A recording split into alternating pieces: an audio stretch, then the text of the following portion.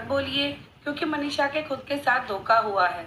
तो इसका जो कारण है वो मैं आपको बताती हूँ कि ये जो लास्ट 15 डेज से जो भी ये चल रहा था वाईटी पे, ये सारी चीज़ें जब मैंने देखी, अभी 6 से 7 दिन पहले मैंने कॉल किया था मनीषा को।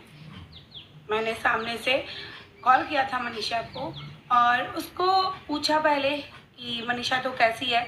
तो ऑब्वियसली इस दौरान कोई भी वाइफ ठीक नहीं होगी, तो वो बहुत रोने के तगार में थी। उसके बाद मैंने मनीषा को ये बोला था कि मनीषा, जब मैंने तेरे लिए स्टैंड लिया था जुलाई में, तब तूने तेरे कदम पीछे क्यों लिए? तो उसने मुझे ये बताया कि दीदी उस टाइम मैं भी कंफर्म नहीं थी। जब जुलाई में मेरे घर मनीषा आई थी और मनीषा ने जो मुझे बताया नेहा और सचिन के लिए, उस बात का जवाब मुझे अभी 6 दिन पहले मिला कि वो इस बात को कंफर्म नहीं थी, इसीलिए वो ये बात, जब भी कहीं ये बात उठती तो वो अपने कदम पीछे ले लेती थी। तो उस बात के दौरान मैंने मनीषा को पूछा कि मनीषा, तू मेरे बेबी शावर में भी नहीं आई, जबकि आप सबको या फिर हम सबको ये पता है कि बेबी शावर का जो फंक्शन होता है वो स्पेशली लेडीज का ही होता है। तब मनीषा ने मुझे ये बताया कि बेबी शावर के फंक्शन में मुझे लाया नहीं गया। आपके बेबी शावर के फंक्शन में मुझे लाया नहीं गया, मतलब मेरे बेबी शावर के फंक्शन में मनीषा को लाया ही नहीं गया। तो मनीषा ने जैसे ही ये बात बोली, मुझे सारे डाउट क्लियर हो गए कि जो मैं मनीषा को डबल फेस समझ रही थी, तो मनीषा ने जब जब इस बात पे डाउट किया, अंदर ही अंदर उसे ये कह के दबा दिया जाता था कि तुझे पता नहीं है ये भाई बहन का रिश्ता है। इस वजह से मनीषा कंफर्म नहीं थी और मनीषा अपने कदम पीछे लेती और बाकियों का नहीं पता। मुझे यही लगता था कि मनीषा डबल फेस। ये बात आपके सामने क्लियर हो गई। मनीषा इस पूरे केस में गलत नहीं है। सबसे ज्यादा बुरा अगर हुआ है तो वो मनीषा के साथ हुआ है। सबसे ज्यादा ठगा है तो वो मनीषा के साथ ठगा है। सबसे ज्यादा चीट हुआ है तो वो मनीषा के साथ। अब आप बोलोगे कि दीदी सचिन और नेहा, तो मैं उन दोनों का भी बताती हूँ। अब बात करते हैं नेहा और सचिन की। तो नेहा और सचिन का क्लियर तो मैं कुछ नहीं कर सकती, बट मैंने 2 चीजें नोटिस की हैं, वो मैं आप तक रख देती हूँ। नेहा के बारे में सारे क्रिएटर बात करते थे, ये बात नेहा को पता थी और नेहा ये सब जानकर भी अपने कदम पीछे नहीं ले रही थी।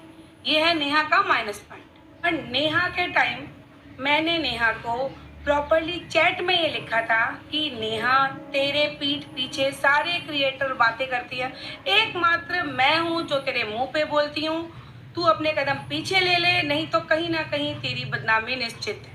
नेहा ने अपने कदम पीछे नहीं लिए, ये डाउटफुल है। और सचिन के लिए मैं ये बोलूँगी कि सचिन किसी को भी किसी भी हद तक मैनिपुलेट कर सकता है और ऑन कैमरा वो किसी भी हद तक झूठ बोल। तो अभी फाइनली आप लोगों ने सरिता जी का जो वीडियो है वो आप लोगों ने देख लिया होगा। और जिन जिन लोगों को डाउट है और अभी भी कुछ जो रिएक्शन चैनल वाले बोल रहे थे कि दोनों पक्ष सुनना जो है वो ज़रूरी है। सचिन का तो जैसे सुन लिया, पर नेहा भी अभी अपना पक्ष रखेगी तो उसको भी सुनना ज़रूरी है। अब ये सब सरिता का वीडियो देखने के बाद आई थिंक मुझे नहीं लगता कि लोगों को और चीज़ें या और वीडियो या नेहा का क्लैरिफिकेशन जो ज़रूरी है कि अब वो बताएगी तब जाके चीज़ें क्लियर होगी।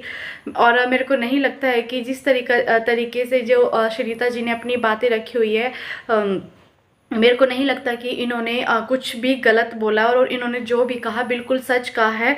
और कई औरतें जो मनीषा को ये कह रही थी कि जब इसको 1.5 साल से चल रहा था तो उसने पहले क्यों नहीं एक्शन लिया, क्यों नहीं अपने लिए स्टेप लिया। तो आज ये चीज़ें जो है वो फाइनली क्लियर होगी कि वो खुद कन्फर्म नहीं थी। और जब जब उसको डाउट हुआ अपने पति और नेहा पे, तो उसको भाई बहन के रिश्ते के नाम पे जो वो चुप करा दिया गया।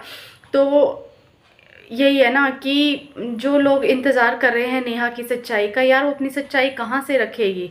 अब तो सरिता का वीडियो देखने के बाद आप लोगों को बिल्कुल कंफर्म हो जाना चाहिए कि गलती जो हो दोनों साइड से, इसीलिए वो अपनी जो है वो सच्चाई या अपना जो पक्ष है ना वो लोगों के सामने नहीं रख पा रही है, क्योंकि वो भाई गलत है, वो जानती है कि वो गलत है, इसीलिए वो चीज़ें जो है वो क्लियर लोगों के सामने जो है वो नहीं कर पा रही है। और मनीषा को जो वो ट्रोल करना बंद करिए कि वो पैसा कमा रही है या कुछ कर रही है, उसकी तो यार लाइफ उजड़ गई है। और रही सचिन उसके हस्बैंड की बात, तो उसको देख के ही लगता है कि वो तो ऐसे मतलब पागलों की तरह हरकतें करता है। ऐसे इंसान जो वो किसी के नहीं होंगे। अभी अगर मनीषा उसको माफ़ करके मतलब अपनी लाइफ जो है वो चलाना चाहे या बसाना चाहे अपना घर, बट कहीं ना कहीं वो आगे जाके उसे फिर कहीं ना कहीं आगे चल के उसको धोखा देगा। तो ये चीज़ें जो है मनीषा को ध्यान में रखनी चाहिए, और जो भी उसके कदम जो स्टेप आगे अपनी लाइफ को लेके लेना है वो उसे बहुत ध्यान से लेना चाहिए। क्योंकि जो बंदा बिगड़ गया और दूसरी औरत के चक्कर में पड़ गया ना, वो कभी नहीं सुधर सकता और अपनी वाइफ का कभी नहीं हो सकता, चाहे आप कुछ भी कर लो। अगर उसको आपसे प्यार होता तो वो कभी बाहर दूसरी औरत के चक्कर में पड़ता ही नहीं। और नेहा के लिए तो भाई शब्द ही नहीं है। ऐसी औरत जो बाहर से ढिंढोरा पीटती थी कि मेरे को शादी नहीं करनी, मेरे को चूड़ियाँ नहीं पहनाओ, ये मत करो वो मत करो, रोने का एक्टिंग ड्रामा, तो यार शर्म आती है। बाहर से कुछ और अंदर से कुछ और, वही है ना, भला हाथी के दांत खाने के और दिखाने के और। तो ऐसी हरकतें नहीं करनी चाहिए। और इन सब में इनका कुछ नहीं जाएगा। नेहा की भी शादी हो जाएगी जहाँ तक मेरे को लगता है, क्योंकि सुमित ने क्लियर तो नहीं किया, बट वो करेगा उससे शादी, चाहे पैसों के लिए करे चाहे किसी चीज़ के लिए भी, बट वो करेगा। और ज़िंदगी जो ख़राब हुई है वो हुई है इसकी मनीषा की। तो अब ये आई थिंक ये चैप्टर जो है ना अब क्लोज़ हो जाना चाहिए कि कौन सही और कौन गलत है। अब हर चीज़ जो बिल्कुल क्लियर होगी ये वीडियो देखने के बाद कि नेहा और सचिन बिल्कुल गलत हैं और मनीषा जो है ना अपनी जगह जो है बिल्कुल सही है। तो उसको ट्रोल मत करिए और हो सके तो उसको ज़्यादा से ज़्यादा सपोर्ट करिए।